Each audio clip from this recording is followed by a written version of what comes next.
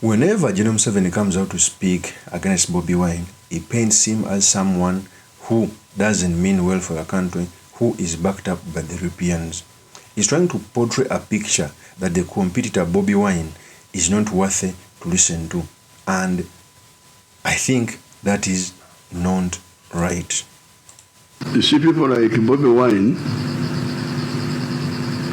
and his foreign backers, the Europeans who back them, they are not very clever. They don't know Uganda. Maybe they don't also know Africa.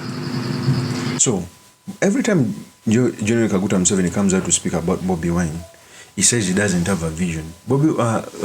Museveni comes out to portray a picture as if he's the only person with a vision of Uganda. That is the entitlement most leaders in Africa have. Some of these leaders think that when they go, Uganda will be no more, not knowing that Uganda has ever been here 1,000 years before them. It is here with them and will continue to be here 1,000,000 years without them. One of the revolutionaries on the African soil is General Kaguta Museveni, but is undoing each and every good thing he stood for. And by the time his tenure will end, it will be one of the worst regimes. So the purpose of this video, I've come to talk about Museveni's statements against Bobi Wine, what it means for our country, and most importantly, the certain materials we can learn from the politics of our nation. But before I do this, I want to let you know that if you're new to this channel, please subscribe.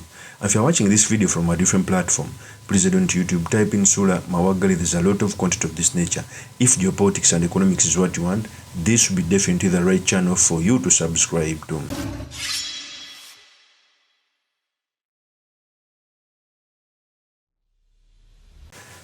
First of all, we are all sure that one of the biggest threats of General Yoweri Kaguta Museveni's regime is none other than Bobi Wine. Bobi Wine has all the advantages. He's young, so he has a lot of more power. That's why he does more campaigns. He's in his generation. It's the reason that's why if you are not amongst a generation, it's very hard to cope up. And whenever Museveni comes out to speak against Bobi Wine, he portrays him as a failure who's backed up by the international community. General Museveni thinks that because he came to power by the bar of the gun and being supported by the foreigners, because in the Sowing the Mustard Seed he talked about Gaddafi, Nyerere, etc. He thinks even those who want to remove him to power are foreign backed. To an extent, by the way, which is somewhat true, because it's very hard to just attain power without a little bit of support, most especially when they are going against a dictatorship. But every time he comes out to speak, he speaks to him as a non-worthy opponent. Yet actually is a worthy opponent. In fact, let me first play with the tape as General Kaguta Museveni was speaking about this. Here is the tape. You see people like Bobi Wine and his foreign backers, the Europeans who back them, they are not very clever. They don't know Uganda. Maybe they don't also know Africa. I don't know the reasons for these ones withdrawing, but some of those who have withdrawn, the main reason was that the opposition, especially not all opposition, part of FDC and NUP, their plans are very evil, planning very bad things, riots, killing people, doing what. So some of these candidates who withdrew say, we joined you, we thought it was politics, we didn't know you were criminals, so they pull out. That's one of the reasons. I don't know whether they have said so, but they have told me, some of them have told me, that they cannot associate themselves with betrayal, because these are really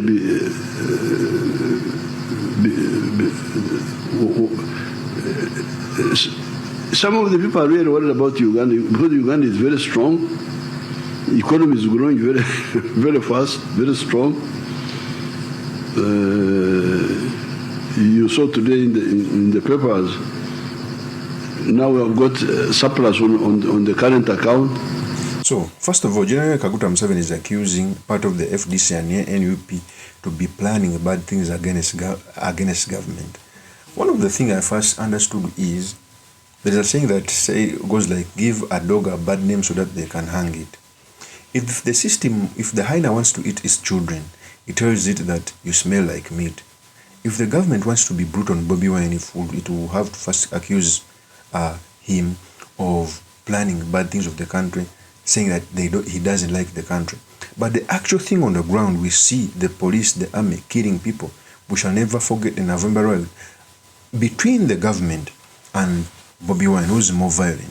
In fact, we see violent acts whenever the police and the army try to stop Bobi Wine's activities. Okay? So, first of all, to show that Bobi Wine is a worthy opponent is because General Museveni speaks about him. Dictators recognize their competitors. A person like Besigye is in jail, fictitious charges, was tried in a court martial, is not getting mandatory bail because if you spend 6 months in the prison, you are supposed to be given mandatory bail, which is not getting. So you clearly see that there is a mischief in this country. They beat you and they send propagandists like Frank Gashumba and others to tell you that Bobi Wine is the reason why you are being beaten. I keep on telling you this story. There is a day police arrested me and they were beating me up and they told me, don't you see, Bobi Wine is making you to be beaten. Bobi Wine is not making me to be beaten. You guys are beating me without no reason. Apparently because I was supporting Bobi Wine. That was in 2021. So they come and kill you and they go on TV to tell you that Kyagulanyi and Bobi Wine is the reason as to why you are being killed, so that you can have these things against Kyagulanyi. Kyagulanyi has never commanded the army and the police to kill people. Has never told you to kill people. It's you who are beating me because you fear that he has a lot of support and you are trying to indoctrinate me that the reasons why I'm being beaten or incarcerated is because of Kyagulanyi. To show that the system was broken up, in Western Uganda they arrested very many people and they are still in jail without getting bail. The only people who were released are those who accepted to join the government and relinquish their position. Apparently they are running as members of parliament to move out and do what? To move out and support government. It is the truth. Okay? So for me, I keep on telling people that there is no amount of indoctrination. We all know what we want. We all know what it means to be under dictatorship and unauthoritarian. It's the reason why I keep on telling people that they should come out and speak. That we are heading to dangerous situations. Of course, that's my opinion. Remain yours truly, Mr. Makindi, Kavya Sulaiman Mawagali. If you are new to this channel, please subscribe, like, and comment so that I can be motivated to do more of such videos. I'll see you on another one. Peace.